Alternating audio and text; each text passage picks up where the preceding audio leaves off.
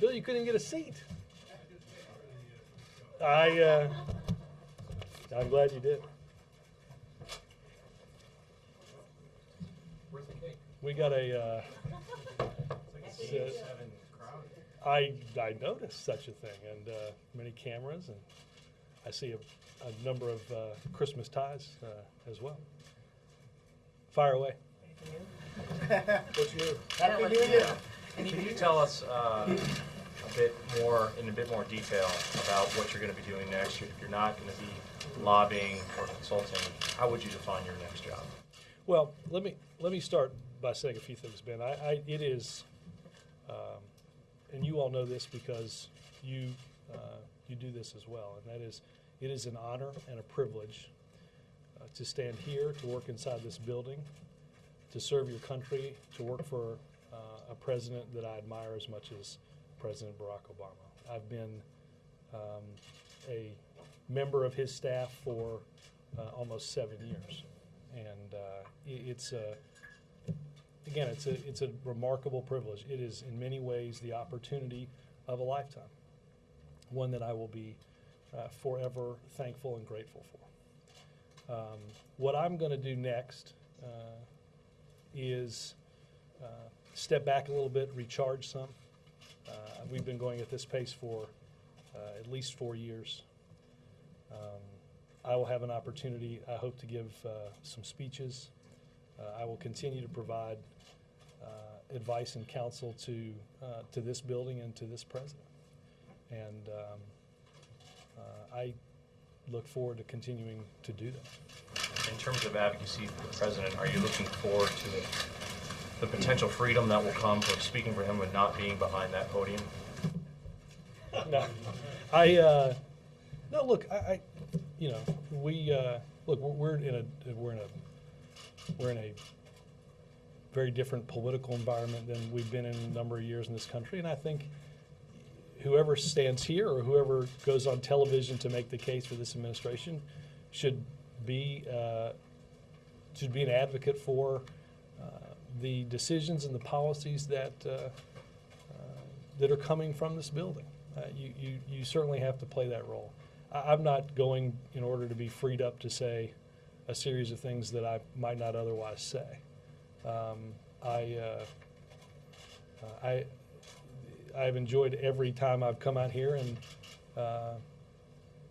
even on days when I miss Compton even every day, even when you wake up at 4 and pick up the paper and groan that you have a sense of what the first several questions might be. But I think it's important for this country and for an administration to come out here and advocate on behalf of and answer on behalf of its policies and answer your questions. And you've talked about how long you've been next to now President Obama. Can you talk about the impact that you think your leading will have in concert with David Axelrod and already Rahm Emanuel? I will say this. One of the things you learn very quickly as you walk into this building each day, you're struck by the sense that of the history of this place, and you realize that whatever your length of service here, it is temporary in the long and wonderful history of our country. And I think it does an administration good, and I think it will do this administration good to have people like David Plouffe and others come into an administration who haven't been here, who have been able to watch a little bit from the outside. We all admit you have to admit there's a bubble in here to some degree. So I think having new voices and having fresh voices, some of those voices that are coming back from having taken a couple of years off, are an important part of this process.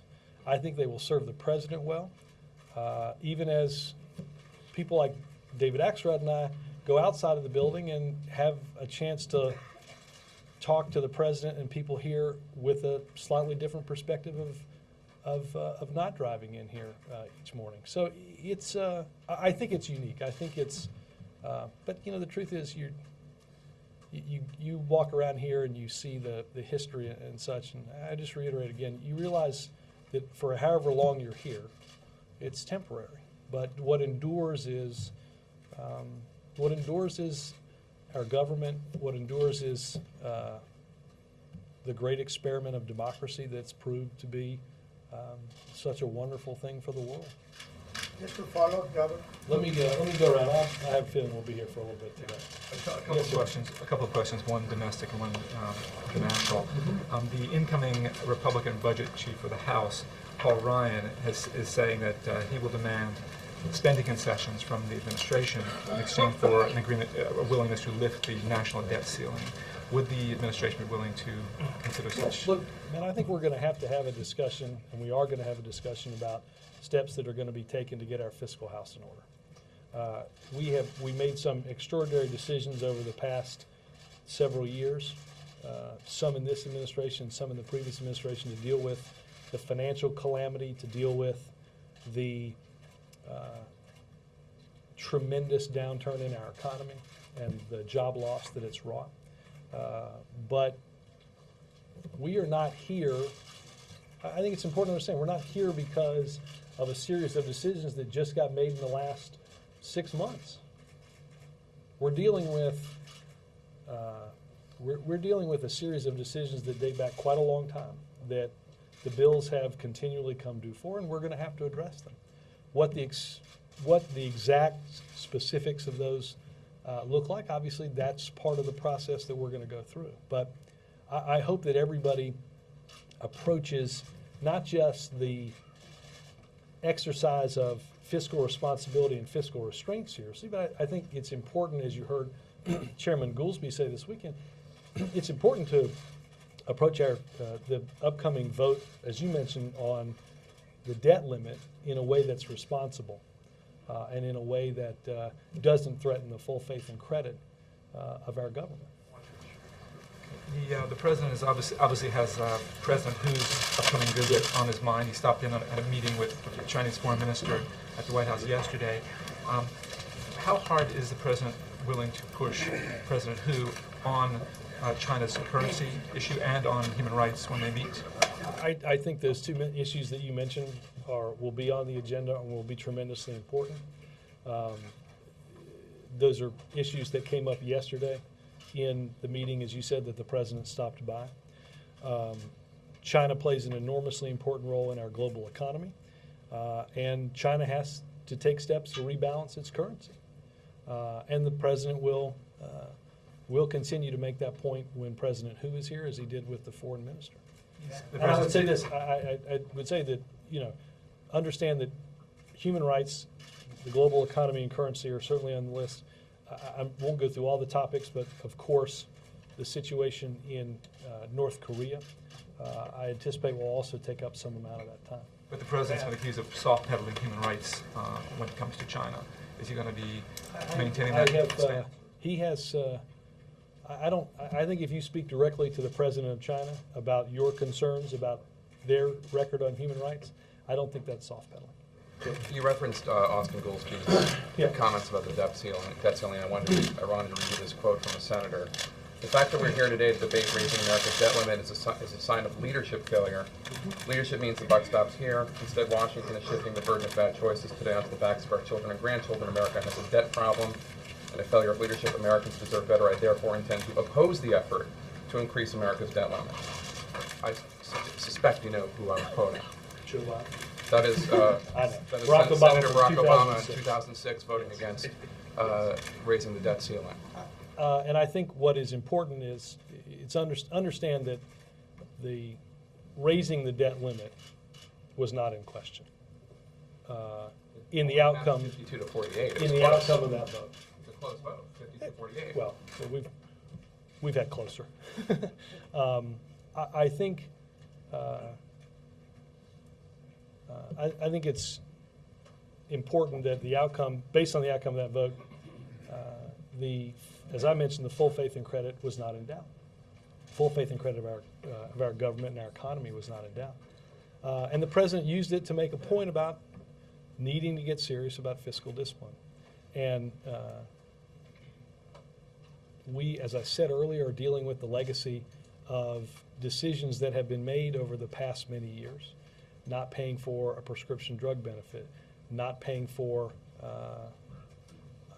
wars, not paying for tax cuts that changed our fiscal situation much more markedly than anything ever had.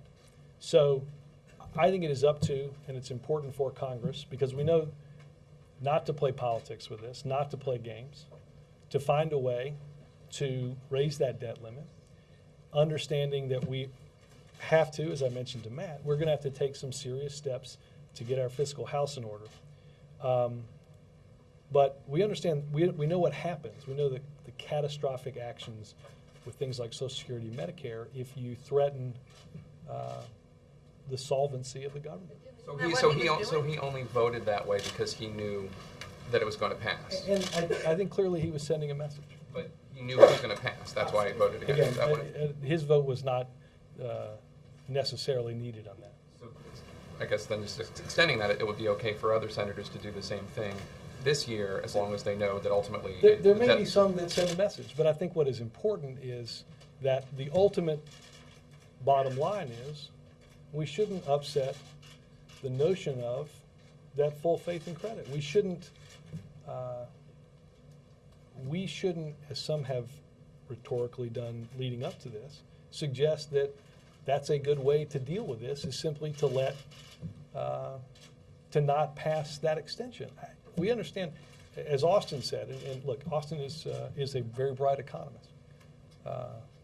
The effects of something like that, as he said last weekend, would exceed anything that we saw in the financial collapse in 2008. Right, and just a quick question about the assassination of the governor of Punjab in Pakistan.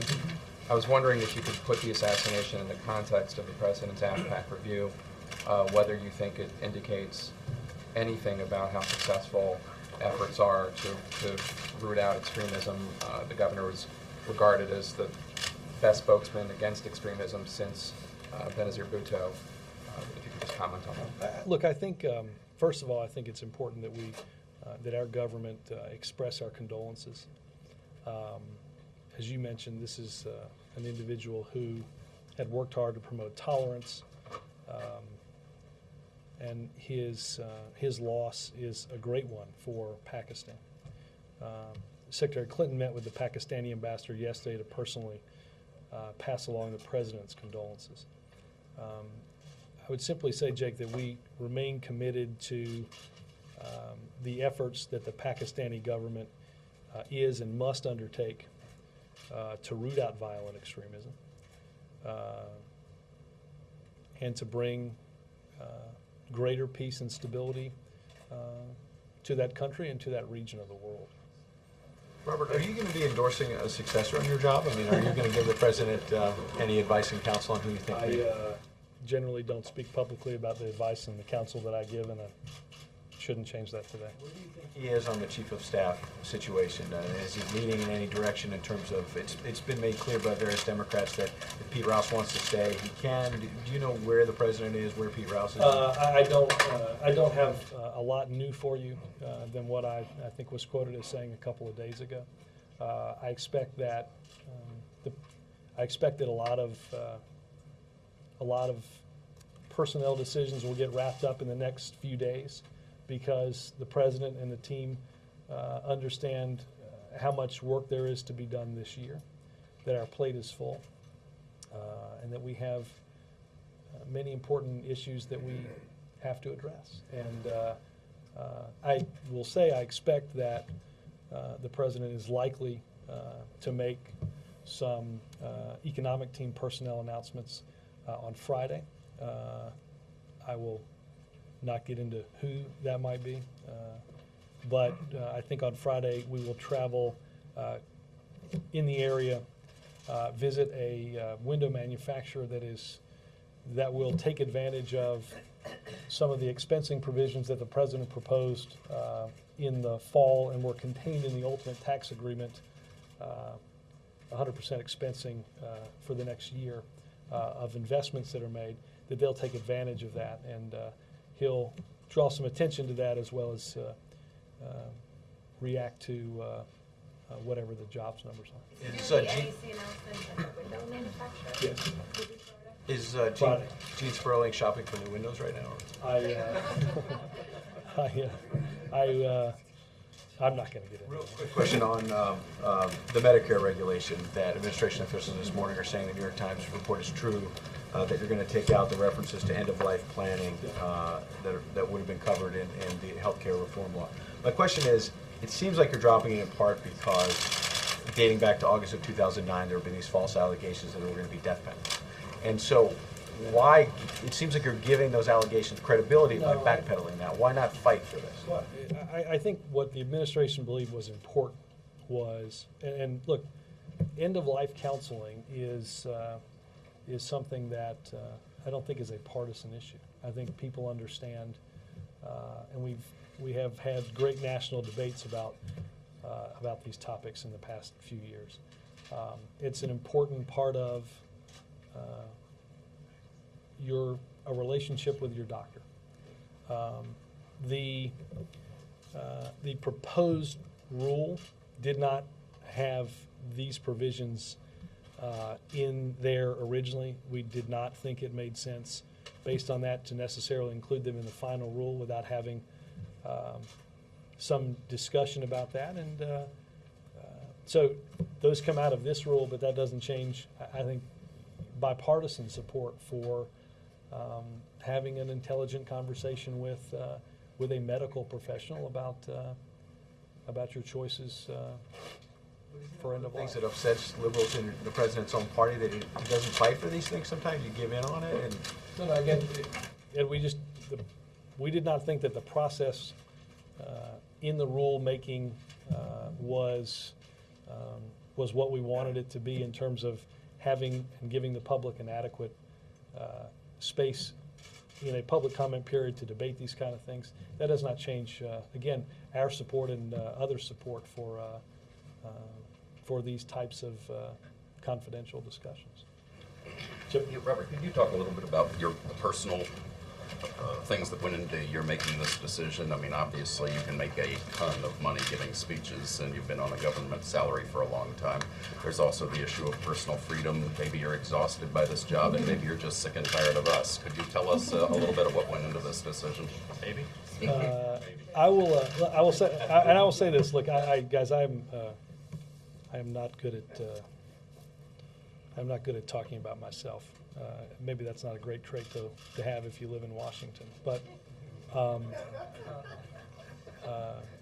look, obviously this was not an easy decision. But again, I think there's a very natural time period to make the decision to recharge a little bit.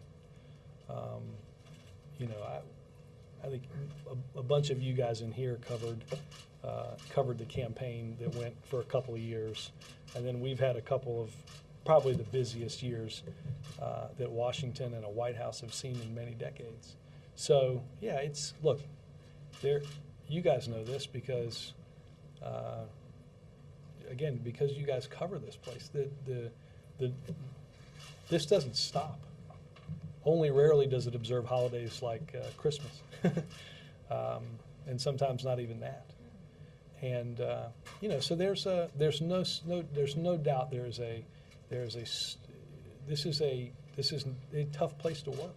Now, again, it is an amazing privilege. I would not trade, as I told my staff this morning, I would not trade the worst day I've had here for many of the best days that you might have in another job. I think the last 2 years have been extraordinary to watch, extraordinary to be a part of. I work with a president that I love and respect. I work with a group of people who comprise my staff and comprise the White House staff that I've worked with almost nonstop for many of them for 4 years. Some, Tommy Vitor came to the Obama campaign for Senate a couple of months after I did, well before anybody had given any DNC speeches, and we were just running for the Senate in Illinois. So I don't consider the people that I work for just colleagues. I consider them among the best friends that I have. But it's time to take a little break. It's time to, there's a little boy who probably needs a ride to school every now and then. Shifting,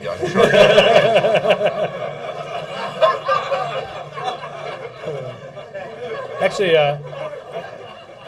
I was talking about Nick because the surfboard doesn't fit in my car, so. Is that a tan or? Yeah, I was going to say that my friends is not a tan. He's tan, but those are the results of something a little bit more embarrassing. Did I just mention? Are we on TV?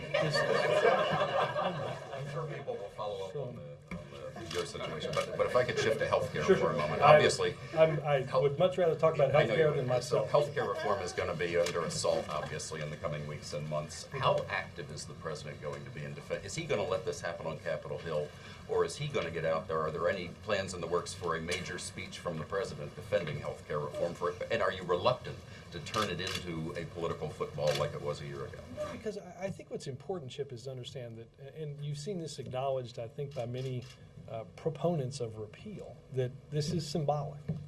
They understand that this is not going to land on the president's desk. It's not likely to pass the Senate. That this is a bit of huff and puff. This town does that great. Funding and have a significant impact And those are important, but I think it's important, though, to take just a step back and understand beyond the symbolism what this means. What this means is going back to a healthcare system where insurance companies are in charge and call the shots, where a child that is sick with a pre-existing condition doesn't have to get coverage in the greatest, strongest, most powerful country on the planet, where seniors don't get help with their prescription drug costs. The president make a major speech making these arguments. I think the president's position on it is fairly well known. I don't anticipate that. I think as the debate continues and as the implementation continues, which I think is the most important part of all this, as the implementation continues, you'll hear the president discuss this. It's not, obviously the president is focused very much on the economy and in the job situation right now. He's remarkably proud of the accomplishment of healthcare. We have now the tougher task of implementing and to ensure that what I talked about a second ago. I mean, we're a family not having to worry about losing their insurance or having their insurance coverage capped by the decisions made by an insurance company. Fear of skyrocketing premiums with no accountability. As I said, fear of discrimination on pre-existing conditions. I don't think that the American people want to go back to a healthcare system where those safety nets are in doubt, and that's what the law is. Yes, sir. Robert, just to follow up on two subjects already covered and one new one. On your end of your tenure as White House Press Secretary, President Obama has already said some kind things about what an effective advocate you were for his policies and administration. How would you grade your own performance? Since I still have many more briefings to do before the end of the month, I'll defer that question until the end of the class. Pull it out still? I don't do well talking about myself, and would there be anything you would wish that you had done differently? oh, I think if you have any job and you say you don't wish you would have done something a little differently, you've probably not taken a good, necessarily a good look at. Of course, I mean, I don't. There may be something. There's probably something every day. Look, and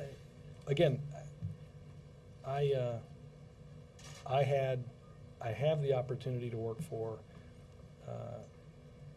and work for this president, serve this country, work with so many wonderful friends, and and be in the middle of what's going on. It has been a tremendous honor. Would you count yourself a success in what you did here?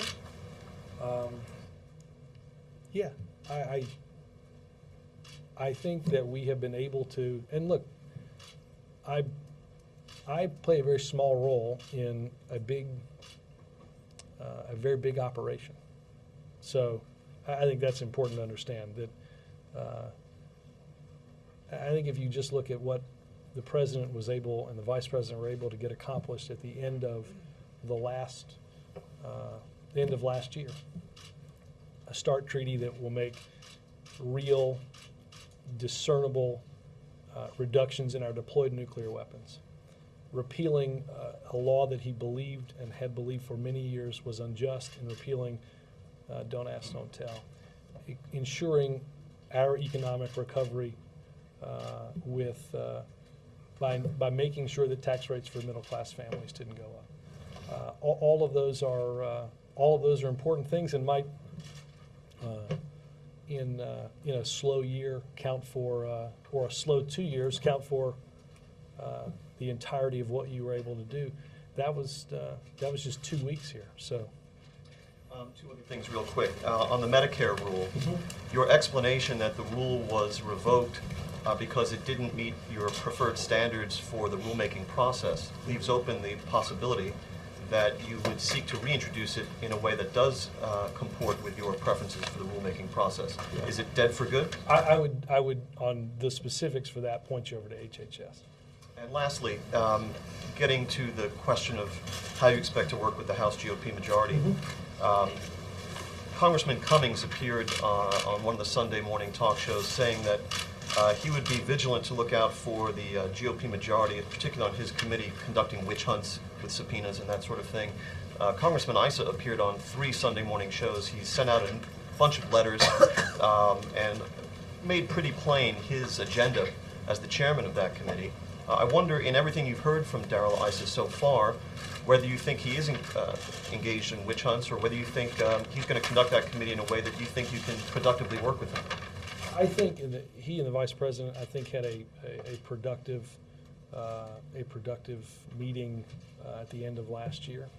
I think what is important is to understand that everybody in government should, and certainly everybody here does, want oversight that ensures that the intent of the law or the intent of the policy is being effectively carried out without waste or fraud.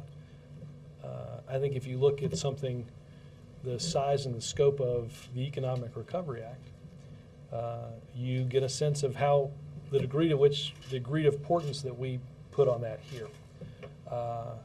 At the same time, I don't think people want good oversight, but as you said, we don't. I didn't say you said, but as your question said, people are not interested in relitigating everything in the past. We've got problems in the future that we need to focus on. So I think that we're happy to be a part of responsible oversight. And what do you think about what you've heard from him so far? Well, look, I think that Congress is not even an hour and a half old. So, again, I think we maybe he'll want to wait for me to grade him like I did myself. But again, I think the question is there's a standard for responsible oversight that doesn't exceed the type of partisan, ideological, political witch hunts that people like Congressman Issa have spoken out against in the past. Savannah. When's your last day? Sometime toward probably the beginning of February. I don't have a final last day yet. Okay. Do you anticipate that your successor would be named before you go? Yes, I do. Do you think the president's going to call John Boehner today? I neglected to say, I believe that there's a tradition of hearing from the new Congress. He will speak to Eric Cantor and Nancy Pelosi, I think, on a call that they're going to place to hear about 3:30 this afternoon.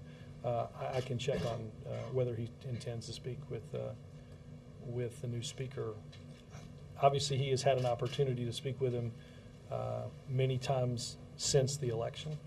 And again, I think what this administration hopes for is that for the type of bipartisanship and the type of collegiality that was had during the lame duck. We dealt with some tough issues. We dealt with some stuff that had been on the books or on our plates for quite some time, but we were able to do that in a way that served the interests of the American people. I think it's a pretty good path toward what this president would like to see, our ability to work in a bipartisan manner to make progress and move this country forward. In the interest of collegiality with the president, invite him to play golf? I could see that happening, yes. I think that might require the president to practice a bit before that. I think the new speaker is... You're leaving, so you can say that the president isn't as good at golf. I would say that if I had just signed up for 8 more years, and that is, I think the president would be probably the first to tell you that whenever, I don't know what Speaker Boehner's handicap is, but whenever you tell people what your handicap is, it indicates that you're good enough to know what that number is. Having played on occasion with the president, neither of us have discussed our many handicaps in playing golf. And real quickly, has the president spoken to Bill Bailey this week? Not that I'm aware of. Do you anticipate he'll speak to him today or meet with him this week? It's certainly possible, yes. Robert, is the Camp David retreat with the Republican leaders still being considered? Well, I think that's something that we continue to have interest in. I don't know where that lies, and I can check on that. Laura, did? Yes. In terms of the departures and replacements at the top of the West Wing, yours and others, a lot of the candidates who are being mentioned or who are certain to take those roles are sort of coming from within the White House or within the general Obama sphere. Is that, what are the advantages of that, and do you see disadvantages to that in terms of not having the front? Look, obviously some people will take on new roles that have been in here. And look, I think you guys understand it, some sense of continuity is always important. I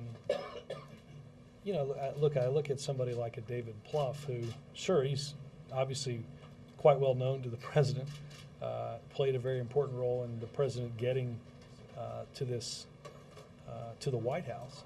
But I think David will bring a perspective that is fresh because he hasn't been inside of here for 2 years, and I think that's important. So I don't think it's a matter of necessarily just seeing totally different people. I think there's a perspective that you gain when you're not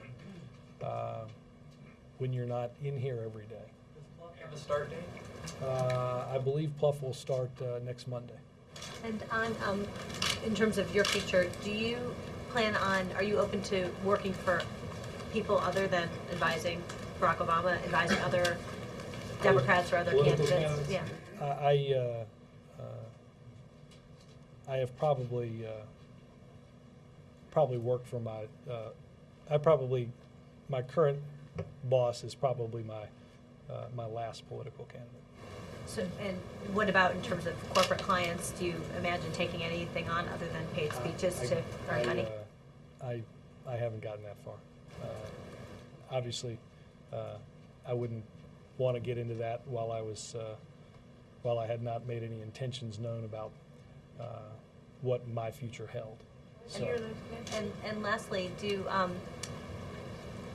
when you, as an advisor to the president from the outside, would that be a paid position, or would you be compensated anyway, or just? I don't know that we've gotten all through that. Sometimes the advice that several of us give the president here, he might consider worth what he paid for. So that might not be. That might. Yeah, I was going to say that might. We might not want to do that on necessarily a sliding scale, but I'll work through some of those issues. Why is he your last political candidate? Hmm? Why is he your last political candidate? Seems like a pretty good one to stop on. Peter? Robert, when you've come out here, has it been to the podium, has it been a help or a hindrance to be both a main advisor and the spokesman? Look, to me, it's been a help, and and I think to you, it's been a help because I think you want whoever is in this role, whether there's somebody. Look, I have a pretty unique relationship with him from based on just how long I've been here. And the types of, you spend 2 years on the road with somebody, or almost 2 years on the road with somebody, you get to know them pretty well, and you get to know how they think, and I think that's helpful. Look, I have always, the way I've operated has been, and when we first started here, there were people, well, do you want to know this? Do you want to see these memos? Do you want, look, I would rather know and have to be cautious than to go out here and say something that turned out to be false. I haven't done that, and I don't think it ultimately. I think if something like that happens, it's hard to do this job. So and look, other people may be different. I'm answering from my perspective, and that is, I would always rather know and understand what. And look, there have been times, and I can't get into stuff. I'm not going to get into that, but I'd rather know than to land on the wrong side of what the truth is. Through the years, there have been certain press secretaries who have been strictly mouthpieces and others who have had the dual roles that you have. Would you advise President Obama to make sure that your successor has the same access that you've had? I will say that, and again, I want to separate just slightly, because I do think I have, because I've been here so long with him, or been with him so long, that there is a uniqueness to that. I think any press secretary has to have the ability, and I don't think any press secretary would be hired in this building that didn't have the ability to go see the chief of staff, go see the senior advisors, or go see the president or the vice president when they needed to. I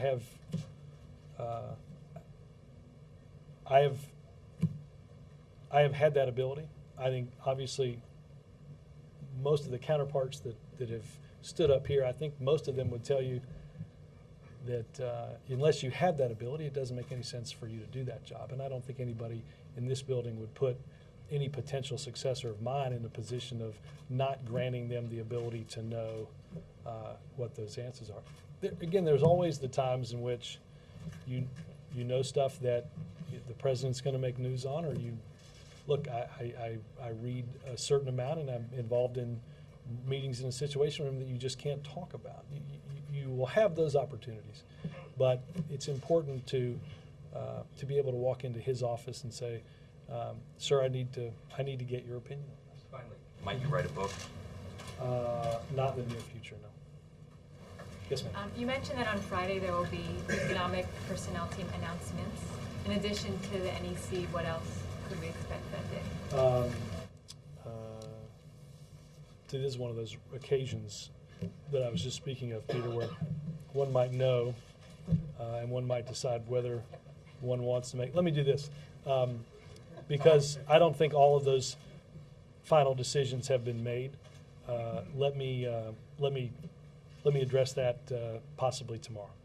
Okay, so the recovery board, could there be a new person for that? I will say this: I do not believe that is envisioned for Friday. No. It will be economic team plural. Plural. Okay. And is the president, as he finalizes these decisions and reshapes his economic team, is he looking for any changes in the direction of his economic policies? Well, look, again, we talked earlier about at each different phase of the recovery, there are different aspects that that have to be focused on. Obviously, fiscal discipline and fiscal responsibility. After some of the extraordinary steps that the White House has had to take on the road to that recovery. After those, obviously, getting our fiscal house in order is an important one. But look, I think that ensuring our competitiveness and making sure that we are as an administration investing in the investments that will create a workforce that is more educated, more competitive, and able to better compete in a global marketplace. Those are the types of things that are tremendously important to this president. Could you talk about if someone like Bill Daley were to join the administration, how they could be an effective advocate with the business community? Let me without using that hypothetical name, look, I think that this president is, I think that we've taken steps that were important to ensure financial stability and to ensure that business was on the best footing possible in this country. I think the president would be the first to advocate for what he believes are some strong pro-business policies. I think if you look, to take a second and look at the, bless you, look at the auto sales numbers from yesterday. For the first time, and they were checking for me, and I don't know how long, the big three increased their market share. And you saw an investment in the auto companies that was made by this administration that restructured Chrysler and GM, put them into bankruptcy, restructured them, took them out, has led to, I think, what anybody would term as an unqualified success at this point. A stronger economy has lifted auto sales. As I said, the big three have added market share for the first time together in a long time. And I think those are the type of pro-business policies that the president is proud of. And I think the president will have an opportunity to continue to and enhance his outreach to CEOs and to business leaders throughout the country. Would it be helpful, though, to have someone of his stature be able to I go think out it's always helpful to have more and more people who can do that for you. Wow. Robert, why was the decision made to announce your departure before a replacement was found? Unusual. I don't know. I don't know that it was that unusual. The search more public and more kind of fishbowl-like than if you did it all at once. As opposed to all of our unfishbowl-like. Fishbowlism. Yeah. I don't see that. I don't know the answer. Okay. My other question is, in follow-up to Laura, if you're going to have some kind of a major role, outside role as a paid consultant to the campaign, why wouldn't you rule out taking corporate clients for the duration? I don't think I did. You got to understand, I've been. This is an announcement that's only a few hours old, and I haven't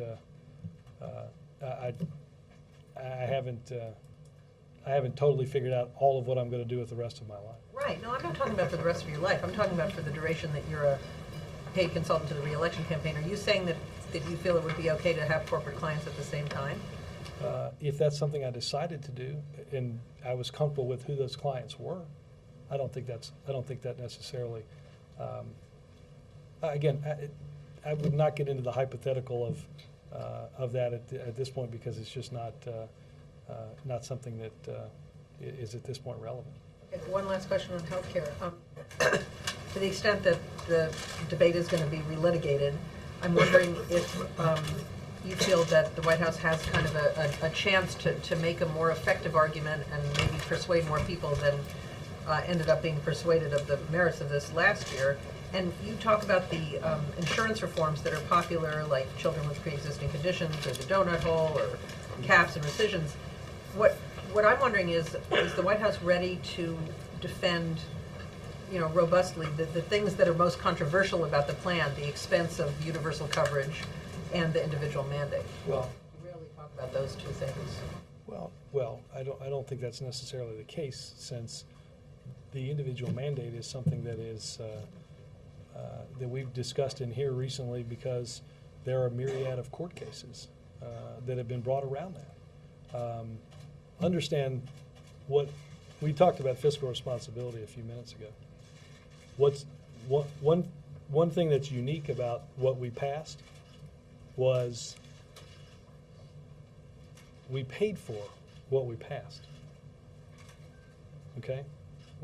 So let's understand what that means for repeal.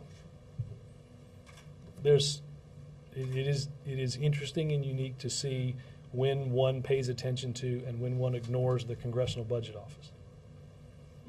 Right? The Congressional Budget Office, which how much is this, what's the price tag on this? How's it being paid for?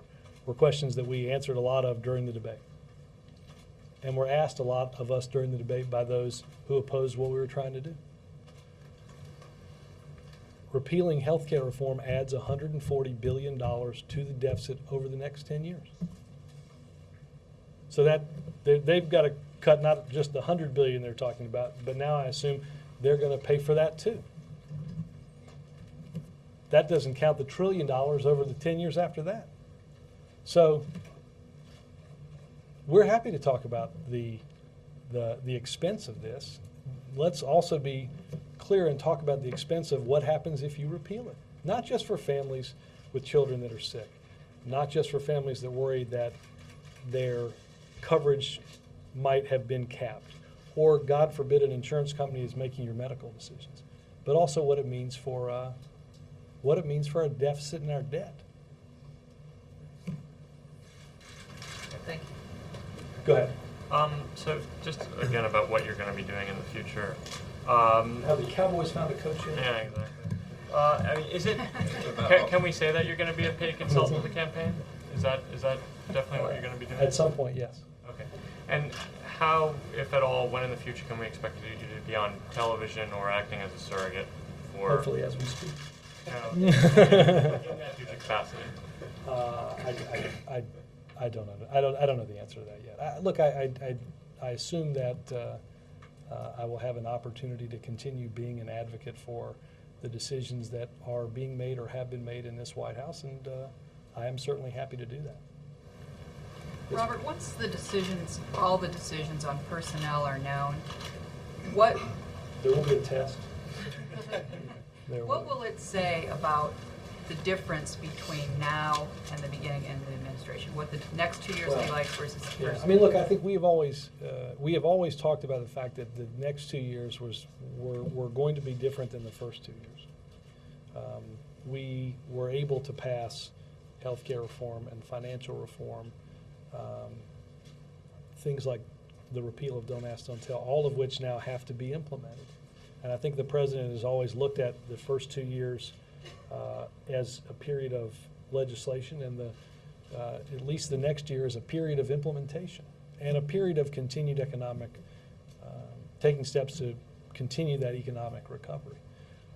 So I think there's a little bit, there's going to be a different group of people occupying the same desks that we have now that will play in a probably slightly different environment based on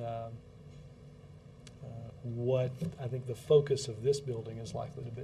How does that translate into the skill sets he's looking for? Is he just looking for individual people that fit in a particular round hole or square peg? Look, this is probably a better discussion to have when we have a sort of larger tableau of what all of those announcements will be.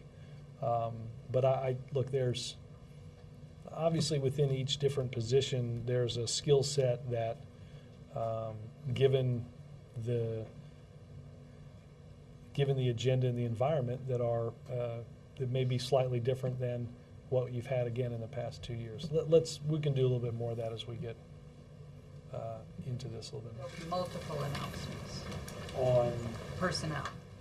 There will be multiple on Friday, and I assume that there may be some more after Friday. Multiple economic announcements. Multiple economic announcements, yes. None that I'm aware. Chief of Staff won't be before Friday? I have nothing new on Chief of Staff. But sticking with the big picture, Robert, given the number of and importance of the jobs at stake, is this a major overhaul, a minor tweaking? Is it a big change of direction? Is it just some retooling of attitude? Is it just shifting from legislating to implementing? Is it bigger than a bread box or smaller than Yugoslavia? That's a good question. No, look, I think there are. No, I think there's a. I think in many ways this is a pretty major retooling. But again, part of this is based on the fact that there are a lot of us who just feel like we need a little bit of a break. So some of that happens because just of the natural cycle of this. I think that's. I should have layered that into my answer on Jackie's question. I think that's certainly important. Again, there are new environments, and there's a new Congress. There's a whole host of things that one has to and should take into account when you're making a lot of these decisions, and certainly the president and the team here are doing that. But it's more than just new faces doing the same thing. Oh, I think so. I think and the truth is, I mean, I think, I wouldn't necessarily think of the fact that, there may be functions in one area or domain or in the box of one personnel position that may get moved or shifted. So I think any time you have the natural change of a White House, it's not simply just, okay, what you did, somebody else sits where you did and does everything that you did. I think there'll be some retooling of that as well. But a major retooling for what purpose or to correct what deficiencies? I mean, what's major retooling for what? Well, again, the reason I would consider it a major retooling is obviously there are a lot of people that have been here for a while, and certainly since the inception of the administration, that are leaving. Again, as I've said to you guys countless times, some people, a lot of people leave because it's time to take a break. It's time to do something different, or it's time to. Some people here. Dr. Summers is a good example. Somebody who was going to serve for and told the president he would serve for 2 years. There's a lot of people that have been like that. Those people can leave without a major retooling. You just called it a major retooling. Let me be careful then in what I said. I said it's a major retooling because there's going to be a lot of new faces. Just to follow on there, to what degree is it because he's dissatisfied with the performance of people? Again, I would suggest that almost all of what you've seen is, not all of what you've seen, but a decent amount of what you've seen is the natural attrition of an administration. When you talk about natural attrition and the exhaustion of people who have been doing this for essentially 4 years when you count the campaign, that goes for the president as well. How do you address, his energy Have we not told you level? about the replacement of that? Finally, a lead. No, I mean, look. That's good. No, look. I mean, look. There's one. I mean, look. That is. You sign up for and understand that you, as a president, you can't take a year off to recharge. So I think it's important to put people around him that have the fresh perspective, that have come into a different job or have come into the administration after having not been here for a couple of years, and give this place the vitality that it will always have, largely because it's the White House. But I think it's important that, and I think the president believes that's important, that having additional voices, having different and fresh perspectives, having those come from, again, folks that haven't necessarily been inside this bubble for 2 years or 4 years or 7 years, that's really important to the process of running an administration, of running a White House, and of governing a country. Robert, thank you. having been at this for 2 years, can you talk to us a bit about the value of the daily briefing? Do you think it's helpful to the general public? Is it helpful to reporters? Is it helpful to the White House? Would you make any changes? Would you take it off camera? Do you like it being on camera? Look, we've experimented with a couple different things. Like I do think there's a great utility in doing some off-camera gaggles. We probably, truth be told, haven't done enough of those. I think there's an ability to talk about things slightly differently without all these fancy lights. I think it's important, though, as I said, I alluded to earlier, it's important to, as a government, to come out here and talk about and talk about the policies and decisions that are being made and to answer the questions surrounding those. Like I said, there are days in which my guess is it will happen again this week, where you pick up that newspaper or you turn on your computer at 4:30 in the morning while your coffee is still brewing and you groan and, oh God, great, this is gonna, and then you get on your BlackBerry. And so, but I think there's a usefulness to that. I think there's a reason that this has been an enduring quality. I do think there's, I think there has to be, and I think there should continue to be experimentation again with gaggles. We've tried more stuff on social networking that I think will continue long past my existence inside this building, because that too is important. You now have the ability to, look, I got on something like Twitter largely from watching you guys tweet while the president was standing right here. And it's a fascinating concept. All this stuff moves much faster.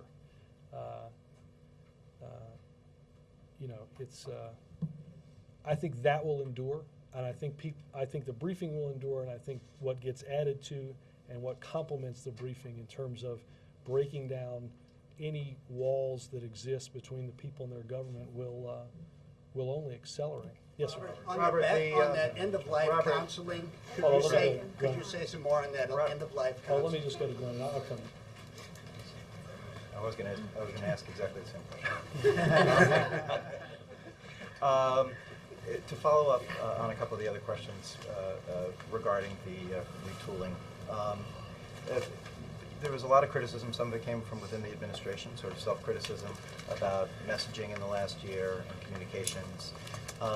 You're leaving, David Axelrod is leaving. You two are the principal architects of the communications and messaging strategy. Should we read anything into that? No, I don't. Look, we'd be the first ones to tell you that we haven't been perfect. It's a difficult environment, given where we are economically.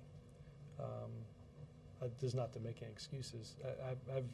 People in here will hear me joke. I haven't been to a policy problem meeting yet. Every meeting I go to is the policy's fine. It's just we're not communicating it well. I get that. I get that. That's sort of some of the way that that you go through problems here. But I think that I think you'll see continuity, obviously, in the message operation here.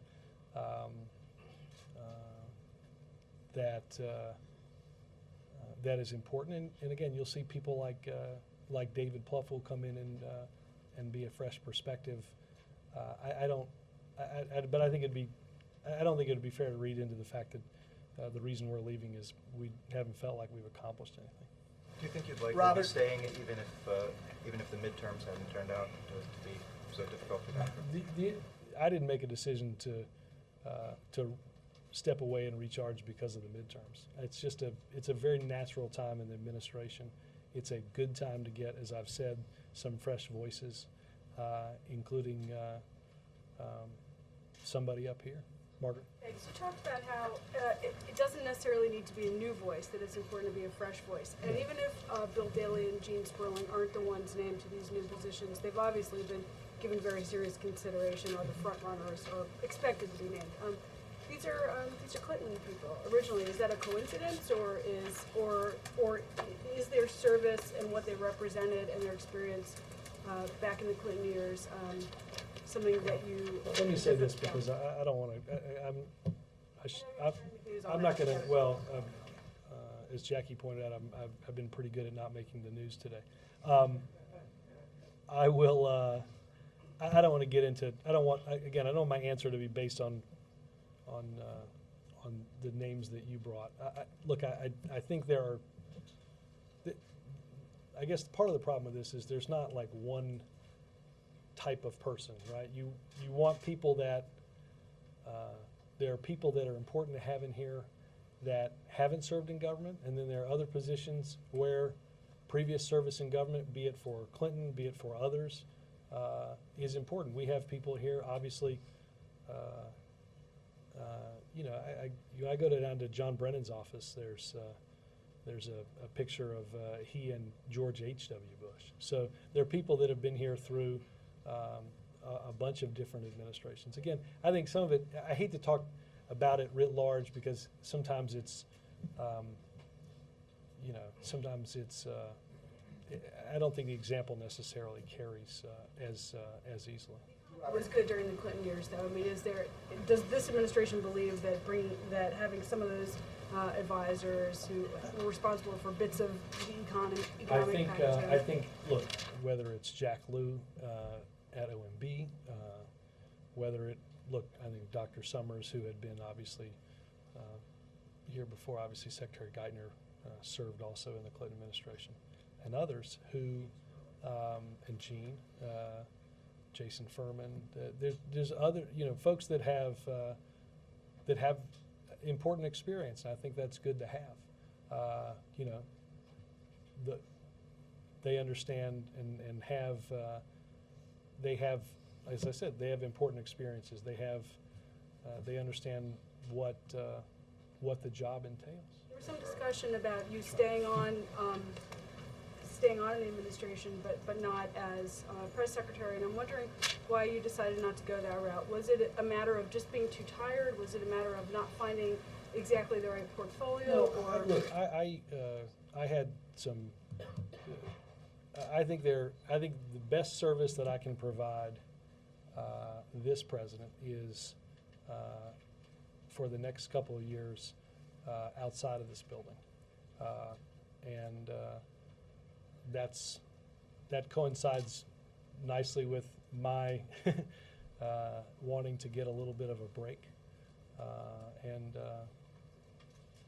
it all worked out that way. Could you see coming back to the White House if you win the second term, or are you declaring your White House service done? I'm not going to, I wouldn't close the door. I told the president I'm happy to serve as ambassador to Italy in the second administration. Begrudgingly, I'll do it, but okay, all right, you got me, I'll do it. But seriously, could you see coming back here in a second term? I don't know. One of my next tasks is going to be to make sure that he has the ability to make some of those decisions. Robert, I'll come back.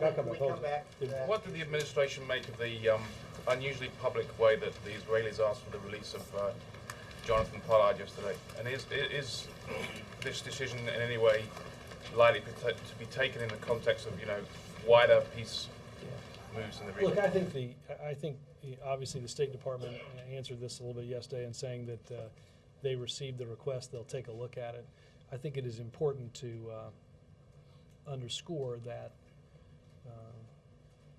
Mr. Pollard was convicted of some of the most serious crimes that anybody can be charged with.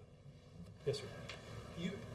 Your use of social media platforms, like as you used to call the Twitter and YouTube, the use of these kind of platforms, to what degree can you gauge its effectiveness in terms of sort of bypassing us who are filters? Here's, I think, a great misnomer, because I think it's important. Social networking and the use of those type of tools, I don't look at it as, boy, I can now talk to people and you guys, I'm going to go around you. I've never said that. because quite frankly, I subscribe to what you write, you guys subscribe to what I write.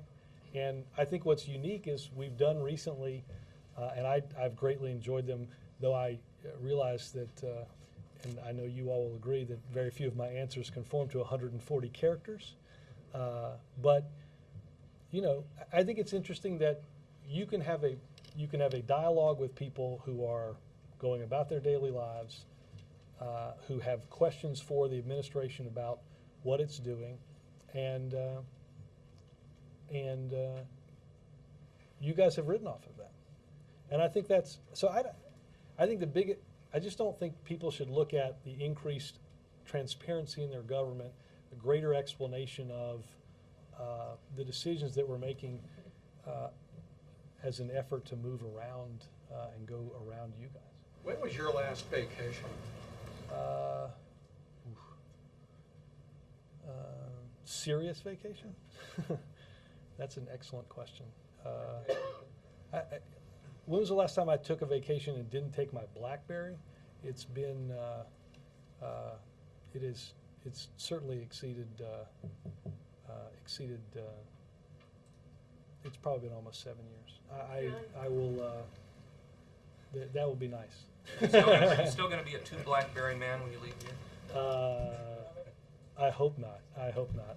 You had an end-of-life question. I'm sorry. End-of-life counseling. If you could say a little more on that. Was the president concerned that by issuing this 1233 in executive order, that he might be portrayed as something of a like President Kevorkian or something, given the tremendous opposition to that particular aspect of the health care bill from the U.S. population?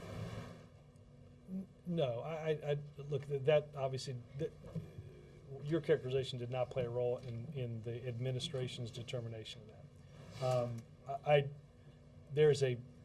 I think if you look at polling, their public polling, while there's concern from some about that provision, there is not, at least I have not seen something that would have people believe that a great majority of people believe in the concept of, and I think it's widely been debunked, this notion of a so-called death panel. So awarding doctors, giving them bonuses for having this kind of counseling, of course, would lead to more of it going on, pressuring a lot of people I think to that's take a decisions they mischaracterization. otherwise I think that's a pretty broad mischaracterization of what the rule would do. That's not an accurate characterization of what's going on. Thanks, guys.